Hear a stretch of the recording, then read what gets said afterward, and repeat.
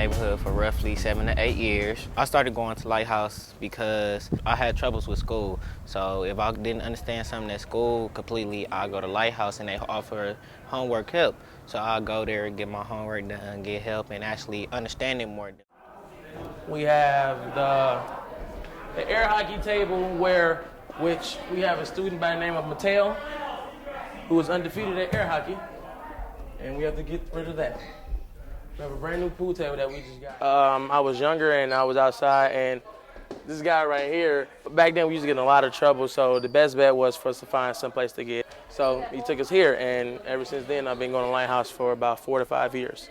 This week we're having arts and dance, and that means where we're going to do arts and crafts and then groups back to back with dance. It's going to come across, middle, and then I'm going to switch and go this way. Side, middle, back, side, front, side, make it smooth around, and go the other way. It personally helps me out because it showed me social skills for in the future, because like usually when I'm by myself, I tend to stay by myself. I don't really like going around people, but Lighthouse, it makes you want to talk to other people.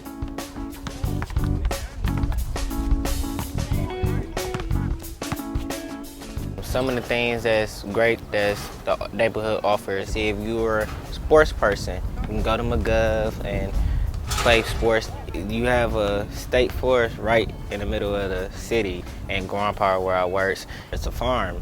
How many cities have farms right in the middle of the city?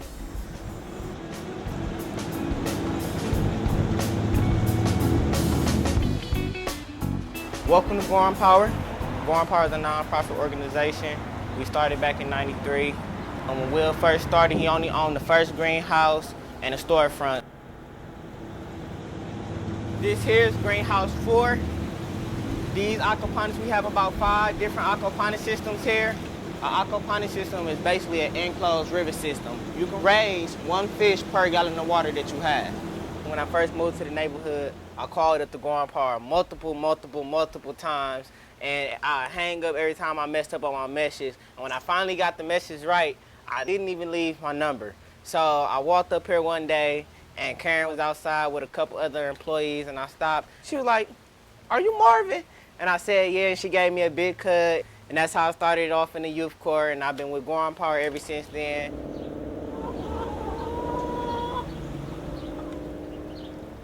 How much honey do you make a day? We harvest our honey 3 times out of the year, and out of them 3 times that we harvest, we have enough honey to supply us for the whole year. Working here has taught me, if you put your mind to it, that you can do anything. Guam Power has taught me discipline.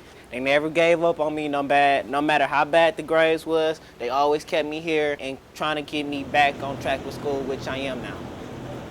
When it snows, do y'all have like extra stuff y'all cover the plants with? That's a good question. During the wintertime, we'll put walls on the side of these hoop houses, and we have a hot mix. And all that nitrogen that's inside of that mixture keeps the hoop houses warm inside. The youth is always the key. Guam Power, when he first started, he was to teach kids, keep kids out of trouble and teach them what he's doing and sell his produce. Very soon, when I get older and wiser, perfect my skills that I learned at Guam Power, I actually do want to start my own nonprofit organization similar to what we're doing at Guam Power.